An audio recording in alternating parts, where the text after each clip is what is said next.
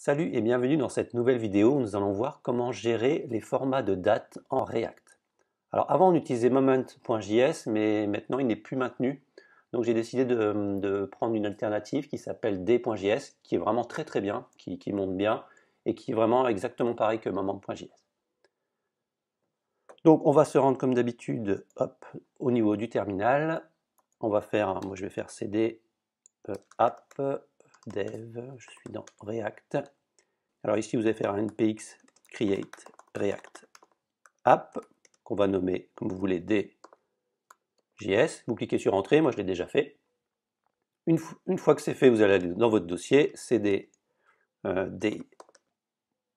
moi c'est days.js YouTube. Vous allez installer le package ici.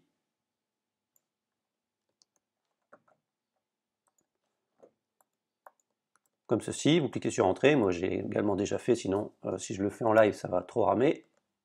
Vous cliquez sur entrée, et ensuite vous faites un code point pour lancer Visual Studio Code ou votre éditeur de texte. Ok, donc on en est là, on va aller dans le dossier src, le app.js, on va faire ça là-dedans, on va pas s'embêter à faire un composant.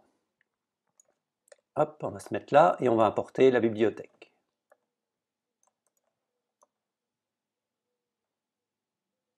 Et on va fermer ça. Et on va zoomer un petit peu.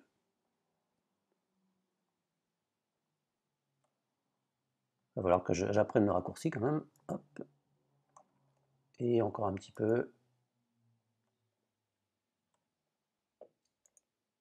Voilà. Ok, donc on en est là. On va prendre ici ça. On va prendre le import. Donc logo, on n'en a plus besoin. Et on va se mettre ici. Donc import DJS from React-JS-D.js. Et là, on nous donne un petit code d'exemple. Donc on va le prendre et on va se mettre là. On va lancer le terminal. npm start. Et j'ai fait une petite boulette, c'est que ça, il ne faut pas que je le mette là. Alors je reviens. Hop. Voilà, comme ça c'est mieux. Donc une fois qu'on a installé le package, on peut aller sur la doc, je vous mettrai les liens dans la description, et là vous avez tout ce qu'il est possible de faire. Donc ce qu'on a généralement besoin, c'est de récupérer une date qui est recrachée au niveau de la base de données. Donc c'est ce format-là, typiquement ce format-là avec le SQL ou le NoSQL de MongoDB. Donc nous on va quand même mettre une date fiable, 2001, le premier 12, voilà, 31 décembre 2021. Alors je vais vous montrer ce qui peut être intéressant à faire. On a la possibilité de mettre un élément, ça veut dire que cet élément va être un élément du DOM de type span, et à ce moment-là, on peut constater ici qu'on a bien un span. Voilà, c'est un span. Donc on peut mettre un span, un div, etc. Tout élément du DOM. Alors on voit qu'ici on prend la variable qui est définie ici au niveau de la date, mais on pourrait très bien faire autre chose. Donc je vais mettre, hop, je vais reprendre ma div ici pour englober tout ça.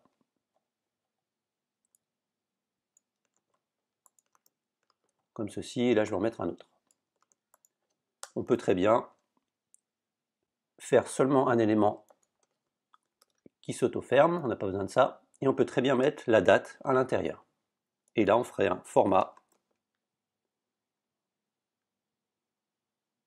est égal, et là on peut mettre, ça va prendre automatiquement la date du jour. À partir du moment où on ne met pas quelque chose entre les deux éléments, et bien à ce moment-là, ça sera la date du jour qui sera prise en compte. Et là on peut faire par exemple le format, mois, on va mettre D, ensuite on va mettre mois. Donc là, comme d'habitude, c'est le même type de format qu'on a un petit peu partout au niveau des dates. Vous pouvez regarder au niveau de PHP, hein, c'est à peu près la même chose. Et on va mettre year. Donc je vais vous mettre ce qu'on met généralement. Ici, on va faire un petit truc comme ça. On va mettre les heures, ensuite les minutes, et ensuite les secondes. comme ceci. Ce qui fait que là, maintenant, si j'actualise, on voit qu'on a ici, on est bien le 9 juin. Alors, mettre un petit BR. C'est pas bien de mettre un BR comme ça, mais bon, c'est pour visualiser un petit peu mieux. Donc, on est bien le 9 juin 2021. Il est midi 2. Donc, c'est bien parce que ça prend le timestamp, enfin le GTM. Donc, c'est assez pratique.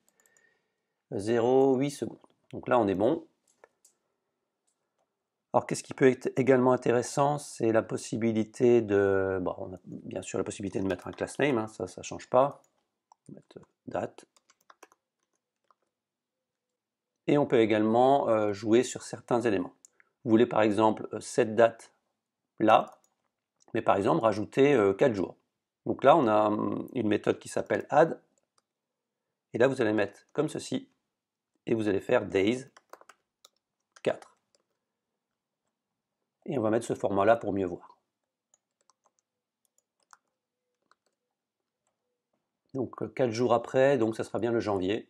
Donc le 4 janvier 2022, on voit que c'est bien 4 jours après le 31 décembre. Donc il existe plein de choses sympas. Hein. Donc on va regarder un petit peu la doc. Au niveau du add, on a le add, on a la possibilité de faire une soustraction. Vous pouvez utiliser les heures, les jours, les minutes. On a la possibilité de transformer également en JSON. Donc on a plein de trucs assez sympas.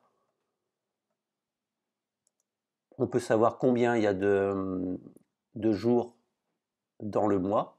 Ça peut être également intéressant. Et des validations aussi. Donc là, je vous laisse regarder la doc. Mais généralement, on a besoin juste de recracher l'information et généralement, on a besoin de ce type de format-là. Voilà, j'espère que cette vidéo vous a plu. N'oubliez pas de mettre un petit pouce bleu et de vous abonner à la chaîne. À bientôt.